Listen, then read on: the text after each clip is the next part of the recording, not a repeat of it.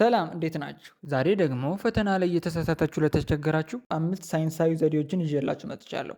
በዚህ ቪዲዮ ሀሳቦችን ምንም ሳናነዛዛ 5ቱን ሳይንሳዊ ዘዴዎች ዋና ዋና ሀሳባቸውን ብቻ ባጭሩ ለማየት እንሞክራለን። አሁን ጊዜ ሳናባክን ቀጥታ ወደ ነጥባችን እንግባ። የመጀመሪያው አክቲቭ ሪኮል ወይም ራስን መፈተሽ የምንለው ነው።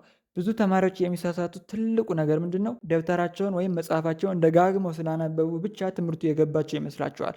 ሳይንሱ ይህንን ኢሉዥን ኦፍ ኮምፒተንስ ወይም የውሸት መረዳት ይለዋል። መረጃው አይናችን ፊት ስላለ ብቻ ያወቅነው ይመስለናል። ነገር ግን እውነተኛ እውቀት የሚለካው መረጃን ከአይምሮ ማውጣት ሲቻል ነው። ስለዚህ ምን እናድርግ? አንዴ ካነበባችሁ በኋላ መጽሐፉን ዘግታችሁ አሁን ያነበብኩት ምንድን ነው ብላችሁ ራሳችሁን ጠይቁ። ለጓደኛችሁ ለማስረዳት ሞክሩ፣ ወይም ያለፈውን ዓመት ፈተናዎች ደጋግማችሁ ስሩ። አእምሯችሁን መረጃ እንዲያወጣ ስታስገድዱት ፈተና ላይ የመርሳት እድላችሁ ወደ ዜሮ ይጠጋል። ሁለተኛው ዘዴ ደግሞ ኮንቴክስት ዲፔንደንት ሚሞሪ ወይም ባጭሩ ስታጠኑ የፈተና ድባብ መፍጠር የምንለው ነው። ፈተና ላይ ለምን እንረሳለን? አስቡት፣ የምናጠነው አልጋችን ላይ ተኝተን ሻይ እየጠጣን ወይም ደግሞ ኤርፎን ሰክተን ሙዚቃ እያዳመጥን ሊሆን ይችላል። የምንፈተነው ግን ጸጥ ባለ ክፍል ውስጥ በተቆጣጣሪዎች ታጅበን ነው። አእምሯችን ደግሞ መረጃን ሴቭ የሚያደርገው ከአካባቢያችን ጋር አያይዞ ነው። ስለዚህ ስታጠኑ ልክ እንደ ፈተናው ክፍል ጠረጴዛና ወንበር ላይ ተቀምጣችሁ ጸጥታ ባለበት ቦታ ስልካችሁን አጥፍታችሁና ሰዓት እየለካችሁ ሞክሩ። በዚህ መንገድ አይምሯችሁን ለፈተናው ድባብ አስቀድማችሁ ታዘጋጁታላችሁ። ሶስተኛው ዘዴ ዘ ቱ ፓስ ቴክኒክ ወይም የሁለት ዙር አሰራር የሚባለው ነው። ብዙዎቻችሁ ፈተና ላይ አንድ ከባድ ጥያቄ ሲያጋጥማችሁ ትታገሉታላችሁ። ይሄ ትልቅ ስህተት ነው።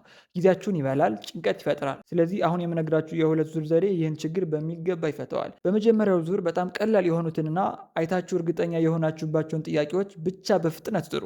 ይሄ ጊዜ ይቆጥባል፣ በራስ መተማመናችሁን በትልቁ ይጨምራል። በሁለተኛው ዙር ተመልሳችሁ ጊዜ የሚወስዱትንና ያጠራጠሯችሁን አስባችሁባቸው ስሩ። አሁን አይምሯችሁ ስለሞቀ ከባድ ጥያቄዎችን ለመስራት ዝግጁ ነው። አራተኛው አንደርላይን ኪወርድስ ወይም ቁልፍ ቃላት ላይ መስመር ማስመር የምንለው ነው። አይምሯችሁ በፍጥነት ለማንበብ ሲል አንዳንድ ቃላትን ዘሎ የማለፍ ልምድ አለው። ብዙ ጊዜ ስህተት የሚፈጠረው ጥያቄውን በደንብ ባለማንበብ ነው። ለምሳሌ which of the following is not true የሚለው ጥያቄ ኖት የምትለዋን ቃል ሳናይ ስንቀር መልሳችን ይበላሻል።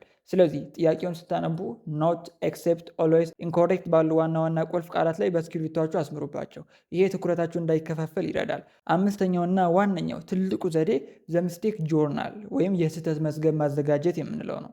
ብዙዎቻችን ፈተና ሰርተን ስንጨርስ ውጤታችንን ብቻ አይተን እንተዋለን። ግን ትልቁ ምስጢር ያለው እዚህ ጋር ነው። ለምንድን ነው የተሳሳታችሁት? ጥያቄው ስላልገባችሁ ነው? ቸኩላችሁ ነው? ወይስ ቀላል ቀመር ወይም የፊደል ስህተት ነው? የተሳሳታችሁባቸውን የድሮ ፈተናዎች ወስዳችሁ ለምን ተሳሳትኩ ብላችሁ ካልተነተናችሁ በቀጣዩም ፈተና ያንኑ ስህተት የመድገም ዕድላችሁ ሰፊ ነው። ስለዚህ የስህተት መዝገብ አዘጋጁና ደካማ ጎናችሁን ለዩ። ፈተና ላይ መሳሳት የብቃት ማነስ ወይም የደካማነት ምልክት ሳይሆን የዝግጅት ስልት ችግር ነው። ዛሬ ያየናቸው እነዚህን 5 ነጥቦች በቀጣይ ፈተና ላይ ተግባራዊ ካደርጋችሁ ውጤታችሁ እንደሚቀየር ምንም ጥርጥር የለውም። ይህን ቻናል ለማታውቁት ይህ ቻናል እርስ በርሳችን የምንማማርበት ቻናል ነው። ለቻናሉ አዲስ ከሆናችሁ ሰብስክራይብ በማድረግ ቤተሰብ ይሁኑ።